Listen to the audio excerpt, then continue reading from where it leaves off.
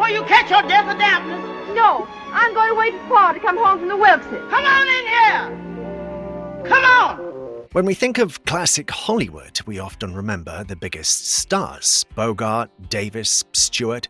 But many other talented actors and actresses helped shape the golden age. Some were once famous and later forgotten. Others were always just outside the spotlight. Let's take a moment to remember 10 wonderful performers who deserve to be seen and celebrated once again. Oh, on behalf of Cecil Beaton's Miss Such a Night, I do accept this with the greatest of pleasure. Oh, how lovely. Thank you. Number 10. Claude Rains. Claude Rains didn't need a leading role to steal a scene. He had a voice that curled around dialogue like velvet and a presence that made every line matter. Often cast in supporting parts, he elevated them into something magnetic. In Casablanca, he played Captain Louis Renault, the sly, witty French official who matched Humphrey Bogart's Rick Blaine beat for beat. The role earned him one of his 4 Oscar nominations, all for supporting roles. Earlier, Rains took center stage in The Invisible Man, commanding the screen with little more than his voice. He became familiar in films like Notorious, Mr. Smith Goes to Washington, and The Adventures of Robin Hood, often portraying morally ambiguous men with style. Though not a household name, Rains made the stars around him shine brighter, and for that, he deserves more than a passing mention. Number 9. Kay Francis. There was a time when Kay Francis was the highest-paid actress in Hollywood. Elegant, poised, and incredibly skilled at witty repartee, she ruled the early 1930s with charm and intelligence. In Ernst Lubitsch's Trouble in Paradise, Francis proved she had the perfect comedic timing, delivering sophisticated dialogue with effortless grace. She shone as a woman, both glamorous and sharp, a rare combination in the film industry then and now. But Francis's star faded too soon. After a very public fallout with Warner Brothers, she was pushed out of leading roles. Hollywood wasn't forgiving to women who challenged studio control, and her personal struggles were magnified in the press. She continued working, but mostly in smaller roles for lesser-known studios. Today, she's largely forgotten outside of classic film circles, but those who remember her know. Kay Francis was once a queen of the screen. Number 8. Joel McCrea. Joel McCrea might be remembered for his later westerns, but that's only one chapter of his varied career. In the 1930s and early 40s, he was a romantic lead action star and even a Hitchcock hero. In The Most Dangerous Game, he played a man hunted for sport, a performance that still feels modern. Later, he starred in Sullivan's Travels and Foreign Correspondent, holding his own in Hitchcock's early American thrillers. McCrea had a natural, understated style, never flashy, but always sincere. He acted opposite famous women like Barbara Stanwyck and Ginger Rogers. He could be charming, brave, or quietly tragic. Unlike many peers, McCrea found contentment outside the limelight, retiring to his ranch and rarely looking back. That might explain why his name isn't shouted today, but his work speaks volumes. Number 7. Gladys Cooper. Gladys Cooper didn't become a Hollywood star until later in life, but when she did, she made every moment count. A celebrated stage actress in England, she transitioned into film and gave some of the most refined, layered performances of her era. In Now Voyager, she played the domineering mother to Bette Davis's heroine, a role that earned her the first of 3 Oscar nominations. She returned to a similar role in My Fair Lady, portraying Professor Higgins' sharp-tongued mother. Cooper wasn't flashy or controversial. She was the kind of actress who elevated any film she was in, bringing quiet strength to every role. Because she rose to fame later, Cooper's legacy is often overshadowed by Hollywood's focus on youth, but she was a master of her craft, and her performances still hold up beautifully today. Number 6. Ann Miller. Ann Miller didn't just dance, she dazzled. With tap rhythms like a machine gun and a screen presence as bright as her costumes, she was a force in the golden age of musicals. In On the Town, Easter Parade, and Kiss Me Kate, Miller brought unmatched energy and athleticism to her dance numbers. She starred alongside Gene Kelly and Fred Astaire, holding her own every time. Despite her talent, she rarely played the romantic lead. Hollywood typecast her as the sassy second banana, a comic foil to the leading lady. When musicals faded, Miller moved into stage and television, always performing, always shining.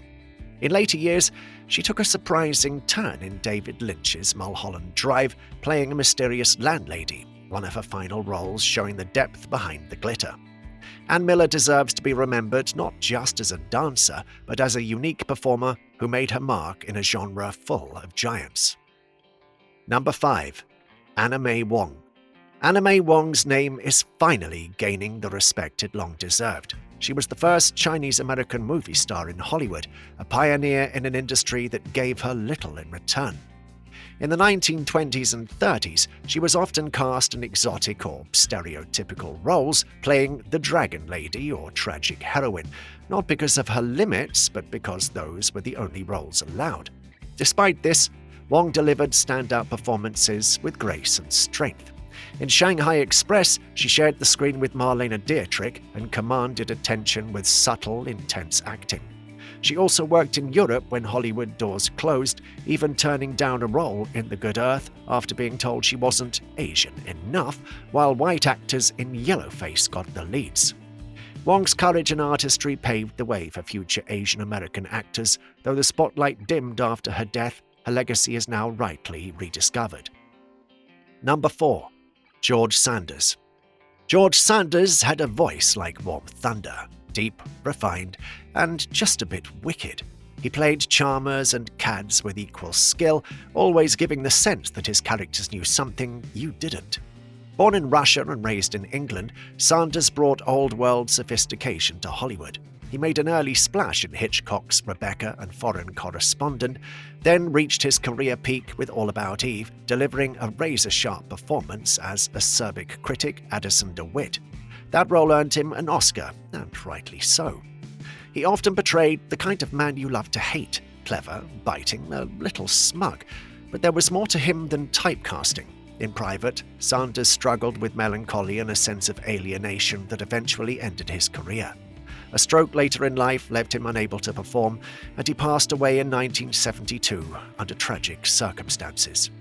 George Sanders left behind a collection of deeply memorable roles. His legacy is one of sophistication tinged with sadness, fitting for a man whose voice still lingers in the mind long after the credits roll. Number 3. Dana Andrews. Dana Andrews was never the loudest actor in the room, but his quiet intensity left a mark that lingered decades later. He seemed to carry the weight of the world in his eyes, perfect for roles needing emotional depth. In Laura, he played a detective falling in love with the memory of a murdered woman, full of restraint and longing. But he truly shone in The Best Years of Our Lives as a returning World War II veteran struggling to find his place. The film won multiple Oscars, but Andrews was overlooked. In the 1950s, his career shifted to television and smaller roles. Personal battles with alcoholism affected him, though he later overcame it and helped others. Dana Andrews may not be as celebrated as his peers, but his work speaks quiet power. His performances are hauntingly human and unforgettable. Number 2. Hattie McDaniel. Hattie McDaniel holds a firm place in film history as the first black performer to win an Academy Award for her role as Mammy in Gone with the Wind in 1940. It was groundbreaking, but bittersweet. A gifted actress and singer, she brought warmth and wit even when limited by Hollywood's narrow roles for black actors. Often cast as maid or cook, not for lack of talent, but because that was all Hollywood allowed. She faced criticism but stood by her choices, saying, "I'd rather play a maid than be one." Beyond film, she broke barriers in radio as the first black woman to star in a network program with The Beulah Show. Celebrated and misunderstood, she opened doors by surviving without strict limits. Hattie McDaniel's legacy is not just what she achieved, but how she endured it with dignity. Number 1. William Powell. William Powell had something few actors ever master: effortless charm. With his quick wit, slick-back hair, and ever-present martini glass, he became the ultimate gentleman detective in the Thin Man series, playing Nick Charles with suave sophistication and a twinkle in his eye. He was equally brilliant in My Man Godfrey, a screwball comedy that paired him with his real-life ex-wife, Carole Lombard. The film poked fun at the idle rich, and Powell delivered every line with elegance and expert timing. He could be funny without being foolish, debonair without being dull. Though adored in his heyday, Powell chose to retire early, turning away from the Hollywood machine while still at the top. His final roles in films like How to Marry a Millionaire were graceful farewells rather than desperate comebacks. Today, he's often overshadowed by flashier leading men, but those who know his work still sing his praises. William Powell wasn't just a great actor, he was a true original, a man who made being clever look easy. They may not be household names today, but these actors helped build Hollywood. Their work still shines if you know where to look. So next time you watch an old movie, watch closely. You might just rediscover a forgotten legend.